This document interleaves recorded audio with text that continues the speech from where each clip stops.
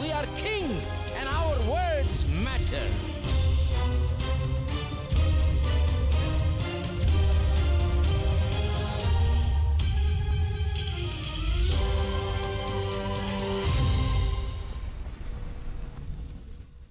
When you allow the word of God to work in you, it will change you into that overcomer that you are on the inside. The potential is there.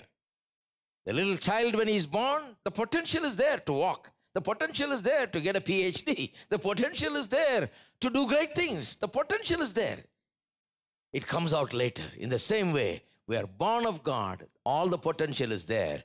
And the Holy Spirit brings it out through the word of God and establishes it in us so that we literally live as little gods in this world, as sons and daughters of God, just like Him.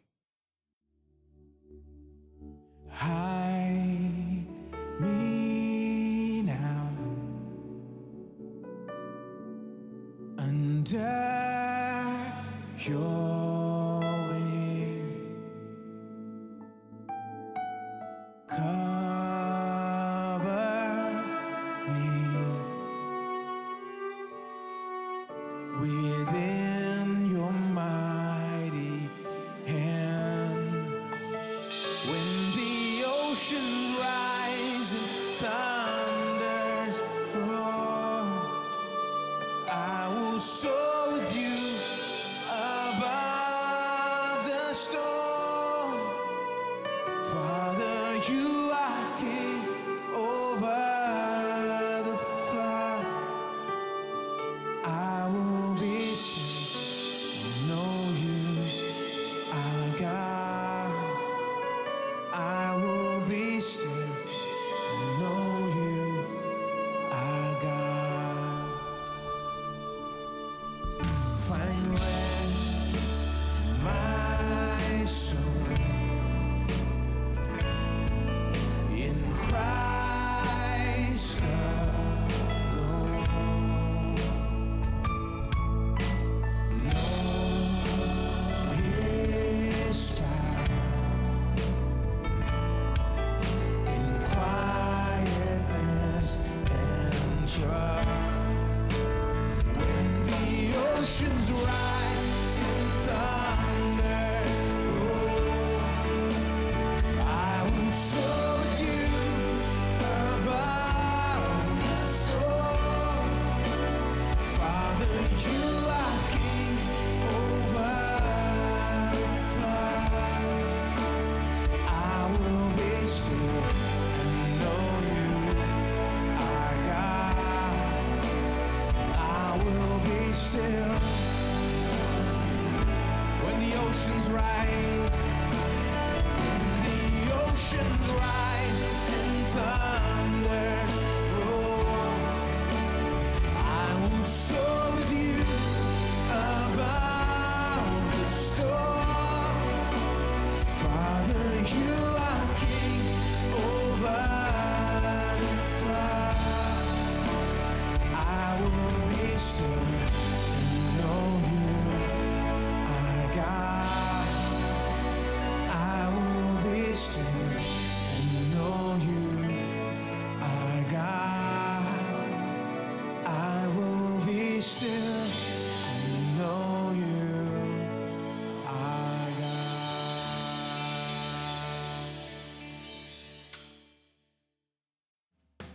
Pastor Sam Chelladurai speaks at Bethel AG Church, Bengaluru on 1st April 2015.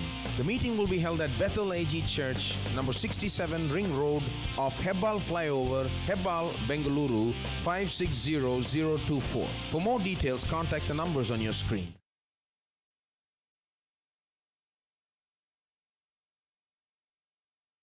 Let's go to another passage here. Chapter 3, verse 1.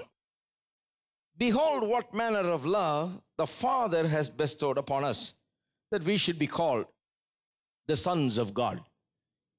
See, once again, that's the same subject. What is the subject? Everything produces after its own kind. God produces after His own kind. That's what man is. So He is the Father and we are the children. And the Father has called us sons.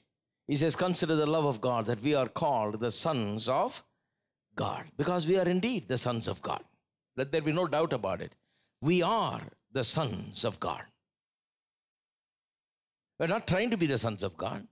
We are the sons of God. When did we become the sons of God? Whenever we were born again. We were born of God. That's how we became the sons of God. All right? And then it says, therefore the world knoweth us not, because it knew him not. The world has a problem understanding this. So don't be surprised if you go and tell everybody you're God's son, and they take a stone to throw at you. They can't understand it. They have no light about it. Don't be upset at your family not understanding that you're a child of God, that he's your father and all of that. Don't be upset about others not understanding. The thing that upsets me is Christians not understanding this. Born again, spirit-filled Christians not understanding that we are sons of God. Their understanding is we are dust and worm. No, the Bible says we are sons of God. If I was alive at that time when John wrote it, I would have gone to Pastor John's church only. I like that kind of church only. He never called them dirt and worm and nothing and no good. He said, beloved, I tell you, you are the sons of God. You are the children of God. The world knows us not. The world knows nothing about it. But at least you know about it.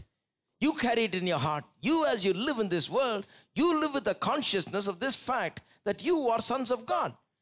Let the world not understand it. Let them know nothing about it. It's all right. But you know that you are the sons. As you live in the world, you know that you are sons of God. And then he says, beloved, now we are the sons of God. Now he says it again because he knows that some people will think that when we die and go to heaven, we'll become sons of God. So he says, beloved, now are we the sons of God. We're now the sons of God. Right now, not tomorrow. Not if we try hard to live like God's son, we'll become the son. No, no, no. Now are we the sons. When did your son become a son? The moment he was born, he was your son. Not if he acts like you. Not when he grows up and behaves like you. Not if he is to your liking. Sometimes he is not to your liking and you want to disown him. And you say, I wash my hands off of you. You are not my son. But that's not easy to get rid of him like that. Because he's born to you. You can't just disown him. You own him in a way that you can't disown him, you see. That's the way God owns us. He has given us birth. We are born of God. We are born of the seed of God's word. We are children of God. There may be a lot of imperfections in us. There may be a lot of things that are wrong with us. We may not be perfect. But like a good father, he waits and perfects us. He works with us. He doesn't get rid of us the moment that we are imperfect. No. He says, he assures them, beloved, now are we the sons of God. Your son now. Establish that first. A lot of people have put the cart before the horse, you see. And then we beat the horse, say, hey, run, you know. How will it run? Because the cart is before the horse. You can imagine the plight of the horse when it's tied behind and the cart is before and you expect it to go forward. It can't. Now, for many years, I followed Christianity like that. My life was like that because the cart was tied before the horse. They told me, live holy. Yeah, I said, sure, man, you know, try. I'll try hard to live holy. Be good. Will you go to heaven if Jesus comes today? I said, I don't know. My God, man. If he comes, hope he doesn't come today. Every day my prayer was, God, one more day. Wait, please. Don't just show up all of a sudden. Let me get myself straightened out by tomorrow. Just give me one last chance, Lord. Don't just show up just all of a sudden like this. Because they scared me, you know. Telling me that if he comes, you may not make it. Because are you sure you're the son of God? Doesn't look like you're the son of God. Your hair doesn't look like you're the son of God.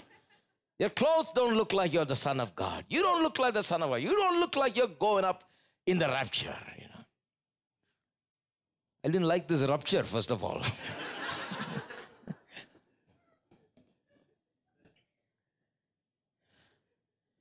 I like Pastor John, that's why. He says, he's such a good pastor. He tells the people, don't worry, you're now the sons of God. not tomorrow. We are not trying to see if you're a son or not. You are the sons of God. Have you believed and confessed Jesus as your Lord and Savior? Have you received him in your heart? Are you born again? You are the sons of God. Beloved, you are the sons of God. Amen? Everybody say, I am God's son. I'm God's child. All right. Beloved, now are we the sons of God, and it doth not yet appear what we shall be. All right, we're sons of God, but now we got to work at it. How are we going to be as children of God? We don't know what the final form is going to look like, what a son looks like. What we're going to look like, we have no idea about it. When we start it, we don't have any idea. We're just born again. We don't have any idea yet about what we're going to look like in the end. When a child is born, have you ever noticed? Sometimes you can't tell whether it looks like the mother or the father, Because the child was just born and you can't tell by the facial features or anything whether it's like the father or the mother. As the child grows, slowly the features start showing up. Right? You can tell by the nose and you can tell by the eyes and the face and all that stuff. And slowly the features become more pronounced. And you can tell it's like the father, like the grandfather, like the grandmother. And everybody comments on it, And then he doesn't totally become like the father. He grows up and walks and talks and go to school and grows up as a man, 6 foot tall. And then you can see the more fuller manifestation of all that was hidden inside of him inherently, potentially it was there.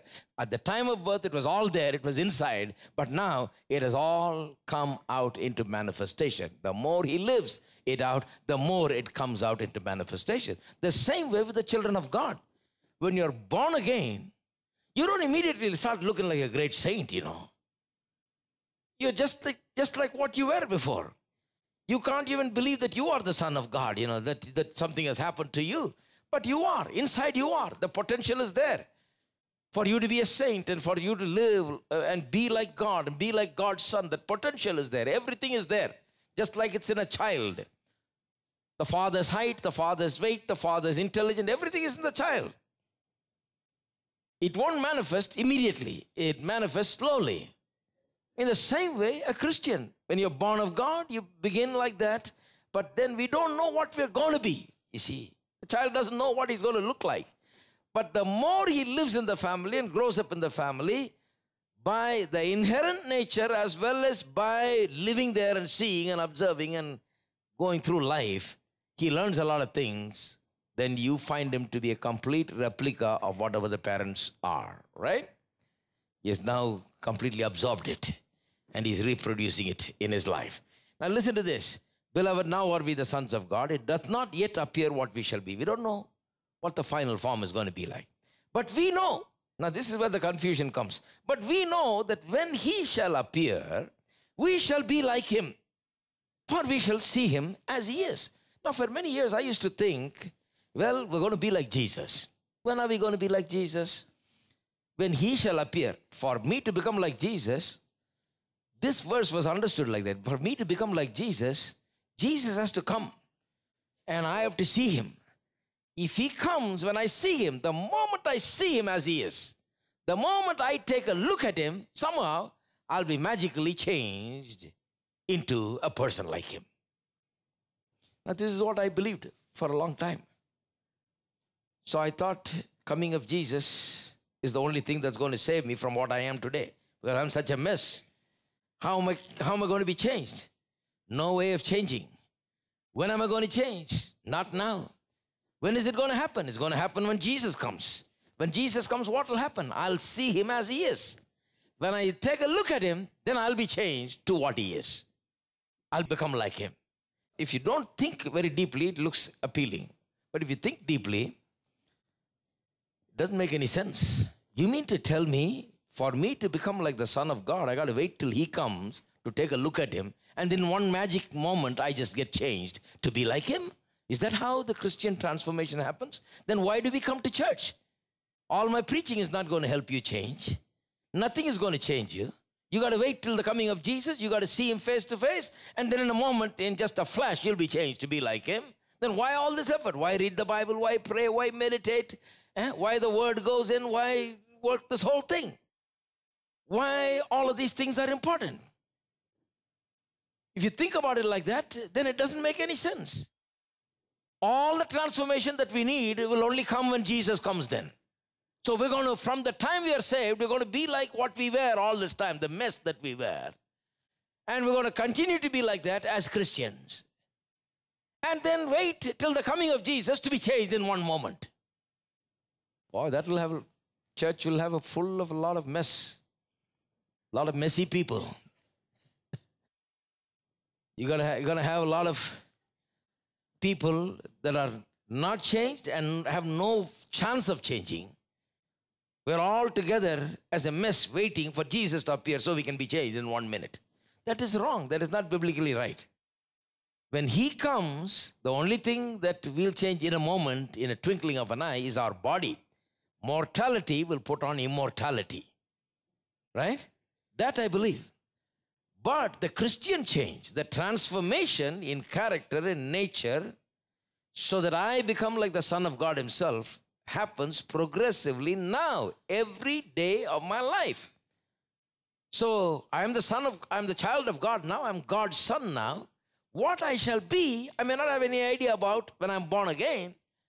But what this verse is saying is, when he shall appear, we shall be like him, for we shall see him as he is. In essence, let me say this to you in this way. If we can see him as he is, we can become as he is. If we understand this, we'll understand how it happens. If we see him as he is. Now, if you see him as he is, doesn't mean that you have to wait for him to come to see him as he is. You can see him as he is in the Word of God. By the light and the understanding that God gives, you can see him as he is so that you can become as he is. Now, if you don't believe it, let me take you to 2 Corinthians. 2 Corinthians chapter 3. Let me read you from verse 15. But even unto this day, when Moses is read, the veil is upon their heart. In other words, he's saying, when the Old Testament is read, the people have a difficulty. In their time, the Old Covenant people had a difficulty because there is a veil upon their heart. You can't see anything. Can't understand it. Nevertheless, when it shall turn to the Lord, the veil shall be taken away. Now the Lord is that Spirit, and where the Spirit of the Lord is, there is liberty. But we all, with open face, beholding as in a glass the glory of the Lord, are changed into the same image from glory to glory, even as by the Spirit of the Lord. Now, I read it fast, but let's go take it slow and just let me explain this. When Moses is read, there is a veil. Moses refers to the Old Testament scriptures. When it is read, there is a veil. But now we all with open face, beholding as in a glass the glory of the Lord, are changed. We are all now with an open face, beholding as we behold in a glass. When you look at a mirror in the house, you look at yourself, right? James 1 talks about a man who hears the word and does not do it as a man who looks into the mirror and does not attend to the things that he needs to attend to in his physical body, right? He's talking about looking into the mirror and comparing it to looking into the Word of God. The Word of God is like a mirror, in other words. Now here, it says, we all with open face, beholding as in a mirror. Glass is a misleading word. Mirror. The glory of the Lord. Now, when you look in the mirror, who do you look? You look at yourself. When I look in the mirror, I don't see him. I see myself. Whoever is looking in the mirror, that's who will be seen, right? Whoever stands before the mirror. So when I look in the mirror, it says, we see the glory of the Lord. Now, how is it possible that I am looking in the mirror, the Word of God, and I see His glory? It beats logic. If I'm looking in the mirror, I must see myself.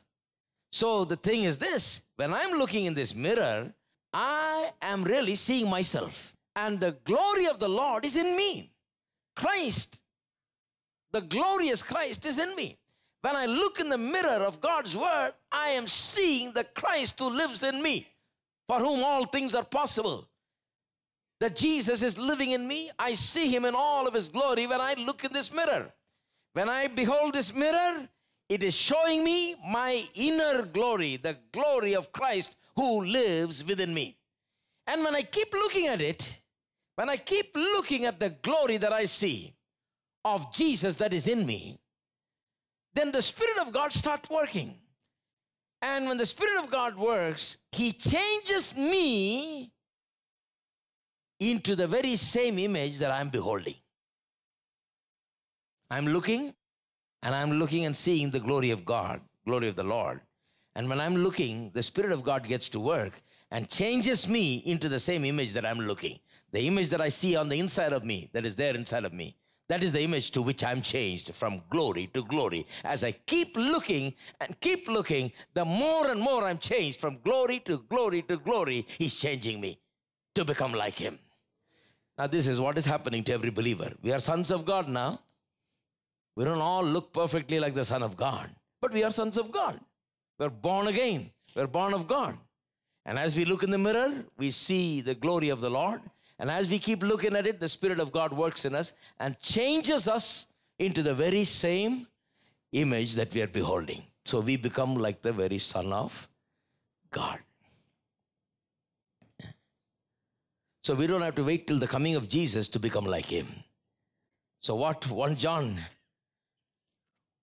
go back to 1 John.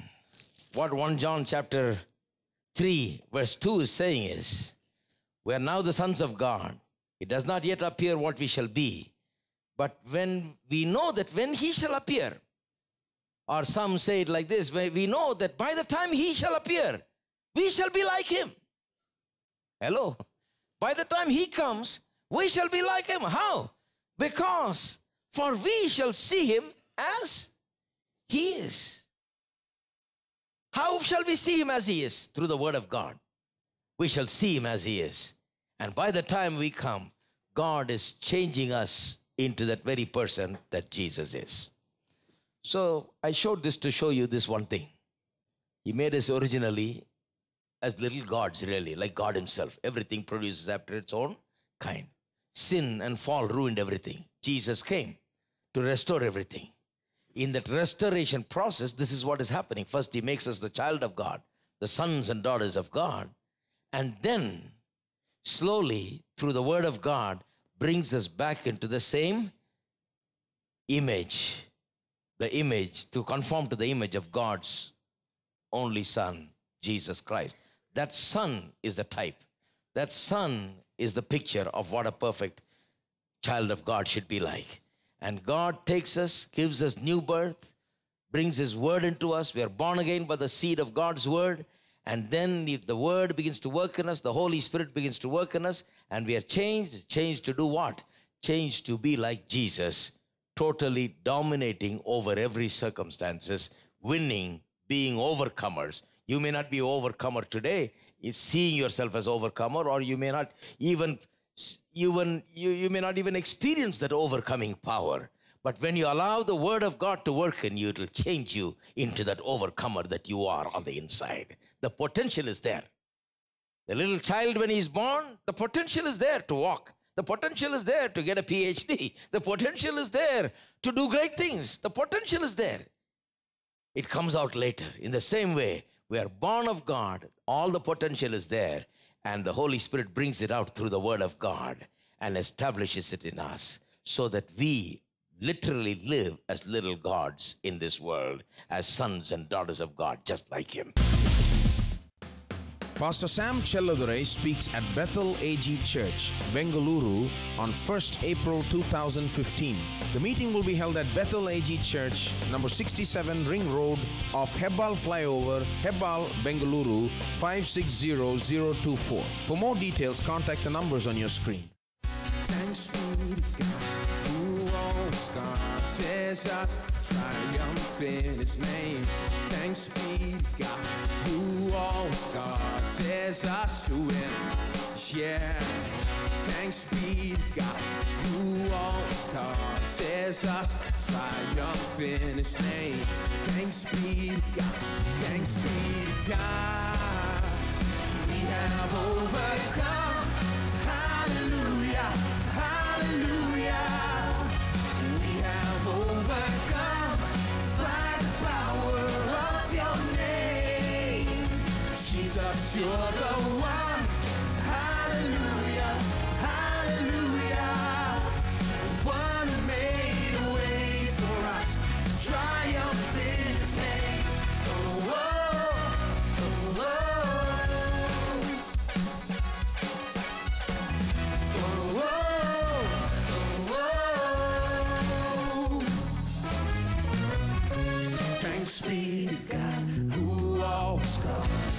says us triumph in His name. Thanks be to God who always causes us to win. Yeah. Thanks be to God who always causes us to triumph in His name. Thanks Clap be our hands to and sing. God. Thanks be to God. We have overcome. Hallelujah. Hallelujah. We have overcome by the power of your name. Jesus, you're the one. Hallelujah. Hallelujah. The one who made a way for us to triumph in your name. Whoa, whoa,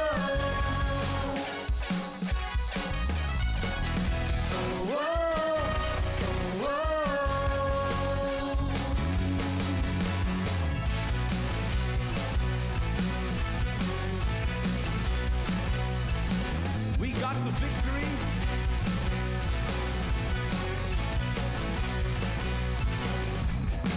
We got the victory.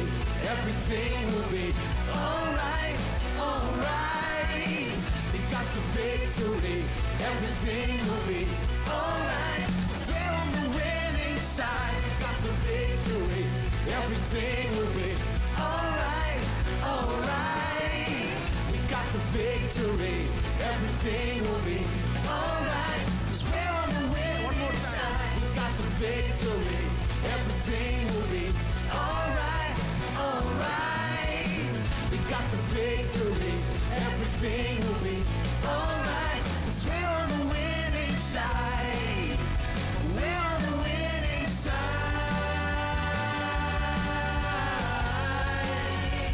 We have overcome. Hallelujah. Hallelujah. We have overcome by the power of your name. Jesus, you're the one.